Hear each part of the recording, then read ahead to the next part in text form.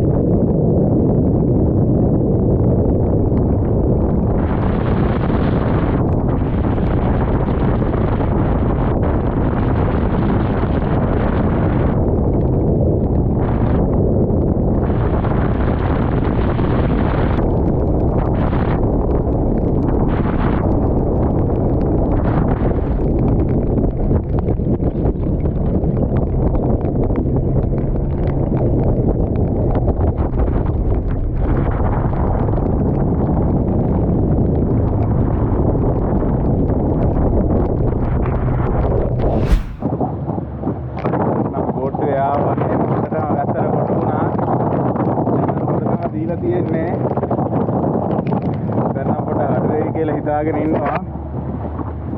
බලමු. රස්සාව පැත්තකින් තියලා පොඩ්ඩක් බලාගෙන ඉන්නවා. මොකද වෙන්නේ කියලා. ඔයාලට පේනවනේ. මොකද හොඳටම සැර වෙලා තියෙන්නේ. උලනුත් එනවා පැයට කිලෝමීටර් 50ට 60කට විතර වගේ එනවා. පොඩ නම් මොකොත් වෙන්නේ නැහැ. ඔන්න අපිත් කොටු වෙලා ඉන්නේ.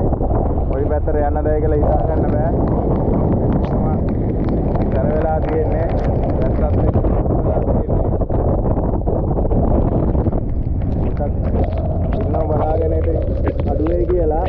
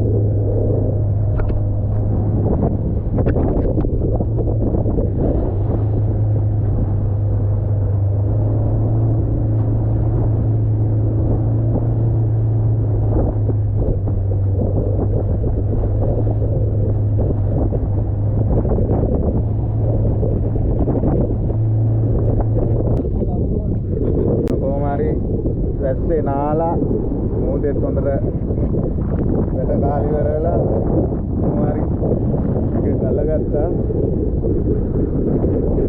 බලමු ඉතින් try එකක් දාලා ඔයාලට පෙන්වන්න ඕන හින්දා එන කට්ටක් දාලා තමයි අද නම් අල්ලගත්තේ මාළුවේ. try එකක් දාලා බලමු තව ඉස්සරහට. අක්කියත් එක්ක වැඩ. එනවා.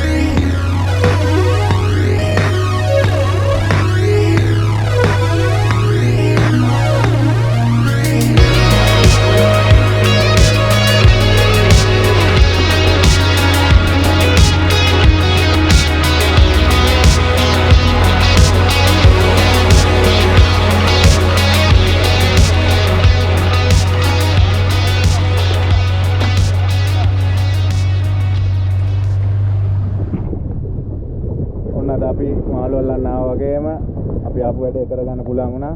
දැන් ඔන්න පන්න ටික අගොල්ල දාලි වල යන්න තමයි ලෑස්ති වෙන්නේ. හිතන තරම් ලේසි වුණේ නෑ වැඩේ. වැස්සට ආව වුණා, මූදත්තර වුණා. ඒ වගේම වැඩේ අතෑරියේ නැහැ. කොහොම හරි ඔන්න මාළු අල්ල ගත්තා. ඔන්න හවුවෙච්ච මාළු ටික. ඔයගේ ඉතින් මොහොත යනවා කියන එක ඉතින් ලේසි වැඩක් නන් නෙවෙයි. මේ වගේ ලස්සන තවත් වීඩියෝ එකක් ඔයාලට ඊළඟ පාර ගෙනල්ලා දෙන්නම්. ආයෙත් හම්බ වෙනකන් මේ වීඩියෝ එක අවසන් කරනවා. මේක බැලුවට බොහොම ස්තුතියි. ආයෙ හම්බ වෙමු.